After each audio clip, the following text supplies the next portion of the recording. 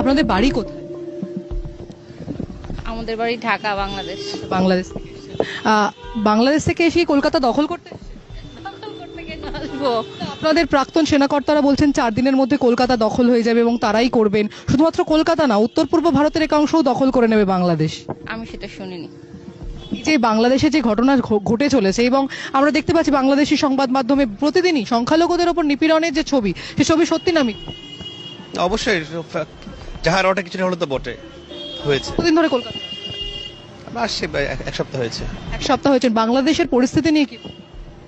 না, বাংলাদেশে এই মুহূর্তে যেটা হচ্ছে সেটা অবশ্যই অনভিপ্রেত, কারণ ভারত আমাদের মহান মুক্তিযুদ্ধের সময় থেকে অকৃত্রিম বন্ধু। তো এই যেহেতু আমাদের 3 দিকে ভারত, তো আমাদের এই প্রতিবেশী ছাড়া আসলে পারস্পরিক আমাদের যে বন্ধুত্ব সম্পর্ক, এটা যে কোনো ভাবেই ঠিক রাখা উচিত। এবং যারা এই অস্থিতি পরিস্থিতি সৃষ্টি করছে, আমি বলবো তারা আসলে ভিন্ন উদ্দেশ্যে করছে। এবং ইন্টারন্যাশনাল ল বলে একটি ল রয়েছে যেখানে প্রত্যেকটি দেশকে সেই ল মেনে চলতে হয়, সেখানে দাঁড়িয়ে বলা হচ্ছে যে কলকাতা দখল হয়ে যাবে। এই বিষয়টা আপনারা কিভাবে দেখছেন? যারা বুদ্ধি রয়েছে, যাদের কথা আপনি বললেন যে একাংশ করছে, বাকি একাংশ আপনারা কি করছেন?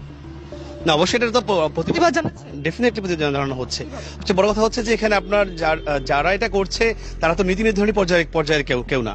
আমাদের বর্তমান যে সরকার রয়েছে তারাও কিন্তু এই ব্যাপারে তার বন্ধুত্ব কথা বলছে। এক শ্রেণীর প্রতিক্রিয়াশীল মানুষ যারা চাচ্ছে যে খোলা পানিতে মাছ শিকার করতে, বা 71-এর পরাজিত শক্তি যারা, হ্যাঁ, পাকিস্তানকেই তাহলে সরাসরি ডেফিনেটলি তাদের যারা তারাই আসলে চাচ্ছে না যে ভারত বাংলাদেশে এই বন্ধুত্ব অটুট থাকুক। ওই প্রতিশোধ তারা নিতে চাচ্ছে আর কি। এই যে পরিস্থিতি বা মানে ভারতের উপরে নির্ভরশীল থাকতে হয় আপনাদের বেশ কিছু অংশে, সেখানে দাঁড়িয়ে ভারত বিরোধী স্লোগান উঠছে বারবার। পুরো বিষয়টা কিভাবে দেখছেন দেশে? দেখেন, আমরা প্রতিবেশী, এখানে সাম্যের ভিত্তিতে পারস্পরিক সৌহার্দ্যপূর্ণ সম্পর্ক যেটা আমাদের দেশ। অবশ্যই ভারতের প্রতি আমরা চিরকৃতজ্ঞ। তারা আমাদেরকে মুক্তিযুদ্ধের সময় 2 কোটি আমাদের উদ্বাস্তুদের আশ্রয় দিয়েছেন, আমাদের মুক্তিযুদ্ধে সহায়তা করেছেন। এই কৃতজ্ঞতা বোধটা অবশ্যই আমাদের যারা প্রকৃত শান্তিপূর্ণ নাগরিক তাদের মধ্যে রয়েছে। তো আমরা এই সম্পর্কটা সারা জীবন রাখতে চাই। যারা এখন উদ্ভূত পরিস্থিতিতে, এই বিগত সরকারের পতনের পরে একটা মানে ভোলাটাইল সিচুয়েশন হয়েছে, এই পরিস্থিতির সুযোগ নিয়ে তারা চাচ্ছে যে 71 যারা হেরেছিল এই প্রতিশোধে সেই তারা চেষ্টা করছে এই অস্থিতিশীল সৃষ্টি করার জন্য। এই আওয়ামী লীগ তাদের কর্মী সমর্থক তারা কেমন রয়েছেন? তারাও কি হিন্দুদের মতন বা খ্রিস্টানদের মতন নিপীড়িত হচ্ছেন? ডেফিনেটলি হচ্ছে। এটা তো সবচেয়ে বড় কথা হচ্ছে এখানে আগে যেমন একটা কন্ট্রোল ছিল, ওভারঅল সবকিছু স্থিতিশীলতা ছিল।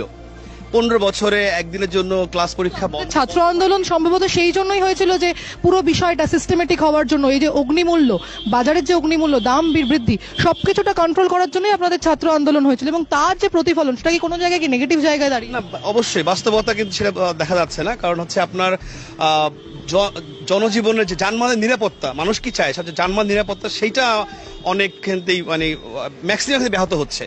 যানবাহনের নিরাপত্তাটা প্রাইম ফ্যাক্টর এখানে। ল অ্যান্ড অর্ডার, আমি বলবো যে টোটাল ক্যাওয়াস এই মুহূর্তে। আগে যেমন আমার প্রাক্তন প্রধানমন্ত্রী শেখ হাসিনা তিনি যেভাবে ধরে রেখেছিলেন, সবকিছু সুন্দরভাবে কন্ট্রোল করতেন অথবা স্থির রাখতেন, এইটা এখন নাই। এখন যে যার মতো, এরকম হাজার টেস্ট খোলা তৈরি হয়েছে, যে যার মতো ইচ্ছাধীনভাবে কাজ করছে। এই কারণে এই ক্যাওয়াসটা, এবং সেটা এই সরকার তারা তো ওই অনভিজ্ঞ বা তারা পারছে না কন্ট্রোল করতে। এটা বাস্তব।